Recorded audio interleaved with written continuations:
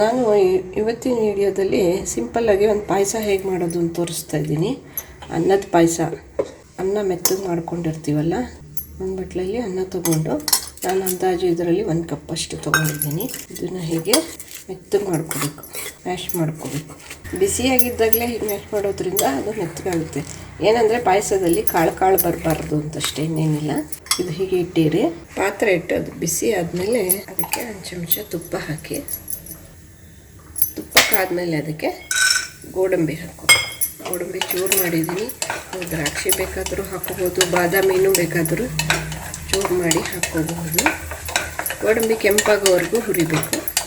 ಕೆಂಪಾಗಿದೆ. ಈಗ ಇದನ್ನು ಒಂದು ಕಪ್ಪಲ್ಲಿ ತೆಕ್ಕೊಂಬಿಡಿ ಗೋಡಂಬಿ. ತುಪ್ಪ ಹಾಗೆ ಇರಲಿ, ಗೋಡಂಬಿ ಮಾತ್ರ ತೆಕ್ಕೊಳ್ಳಿ. ತುಪ್ಪ ಹಾಗೆ ಇದೆಯಲ್ಲ, ಬಿಸಿ ಇದೆ.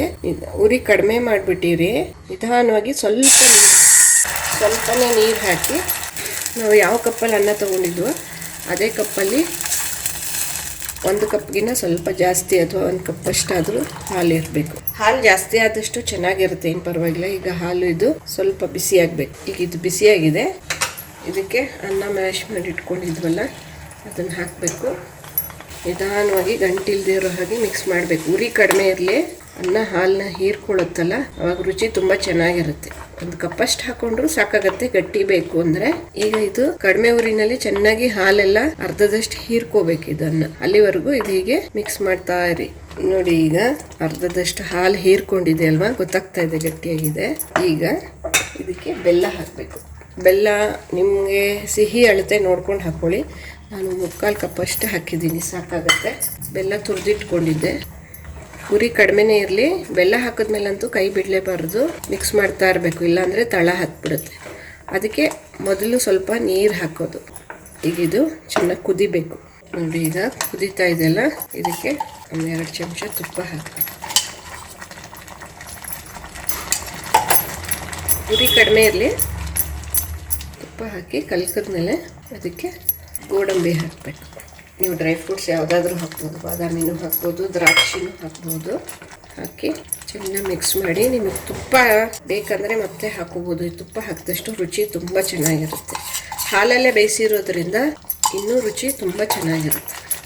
ಅನ್ನದ ಪಾಯಸ ರೆಡಿ ಇದೆ. ತುಂಬ ಚೆನ್ನಾಗಿರುತ್ತೆ, ರುಚಿಯಾಗಿರುತ್ತೆ. ತುಪ್ಪದ ವಾಸನೆ ಗಮ್ಮಂತ ಬರುತ್ತೆ. ಗೋಡಂಬಿ ರುಚಿಯಾಗಿರುತ್ತೆ, ತುಪ್ಪದಲ್ಲಿ ಹುರಿದಿರ್ತೀವಿ. ಹಾಲು ಬೆಲ್ಲ ಹಾಕಿರೋದ್ರಿಂದ ಆರೋಗ್ಯಕ್ಕೂ ಒಳ್ಳೇದು. ಮನೆಗೆ ಯಾರು ತಕ್ಷಣಕ್ಕೆ ಅತಿಥಿಗಳು ಬಂದಾಗ ಊಟಕ್ಕೆ ಎಬ್ಬಿಸ್ಬೇಕು ಅಂದರೆ ಬರೀ ಅನ್ನ ಸಾರು ಅಥವಾ ಅನ್ನ ಹುಳಿ ಮಾಡಿದ್ರೆ ನಮ್ಮ ಮನ್ಸಿಗೂ ಒಂಥರ ಬೇಜಾರು ಅನ್ಸುತ್ತೆ. ಅದಕ್ಕೆ ಅನ್ನ ಮಾಡಿರ್ತೀವಿ, ಬೇಳೆ ಹಾಕಿರ್ತೀವಲ್ಲ, ಸ್ವಲ್ಪ ಅನ್ನಕ್ಕೆ ಜಾಸ್ತಿ ಇಟ್ಟರೆ ಆ ಅನ್ನ ಸ್ವಲ್ಪ ತೆಕ್ಕೊಂಡು ಈ ಥರ ಪಾಯಸ ಮಾಡಿ, ಇನ್ನೊಂದು ಸ್ವಲ್ಪ ಅನ್ನ ಆರಕ್ಕಿಟ್ಟು ಇನ್ನೊಂದು ಕಡೆ ಒಗ್ಗರಣೆ ಮಾಡಿ ದಪ್ಪಮೆಣಸಿನ್ಕಾಯಿ ಅಥವಾ ಆಲೂಗಡ್ಡೆ ಯಾವುದಿದ್ರೂ ತರಕಾರಿ ಬಾಡಿಸಿ ಹುಳಿ ಪುಡಿ ಹಾಕಿ ಅನ್ನ ಕಲಿಸ್ಬಿಟ್ರೆ ಚಿತ್ರಾನ್ನ ಪಾಯಸ, ಅನ್ನ ಸಾರು ಅಡಿಗೆ, ಹಬ್ಬದ ಅಡಿಗೆ ತರ ರೆಡಿ ಆಗುತ್ತೆ. ನಮಗೂ ಆತಿಥ್ಯ ಮಾಡಿದ ಖುಷಿ ಇರುತ್ತೆ. ನೋಡಿ, ಈ ಕುದಿ ಬಂದ್ಮೇಲೆ ಒಲೆ ಆಫ್ ಮಾಡ್ಬಿಡಿ. 5 ನಿಮಿಷದಲ್ಲೇ ತಯಾರಾಗೋ ದಿಢೀರ್ ಅನ್ನದ ಪಾಯಸ ರೆಡಿ ಇದೆ ಸರ್ವ್ ಮಾಡೋಕ್ಕೆ. ನೀವು ಬೇಕಾದ್ರೆ ಸರ್ವ್ ಮಾಡೋಕ್ಕೆ ಮುಂಚೆ ಸ್ವಲ್ಪ ಗೋಡಂಬಿನೂ ಹಾಕ್ಬೋದು, ಮತ್ತು ತುಪ್ಪ ಕೂಡ ಹಾಕ್ಬೋದು.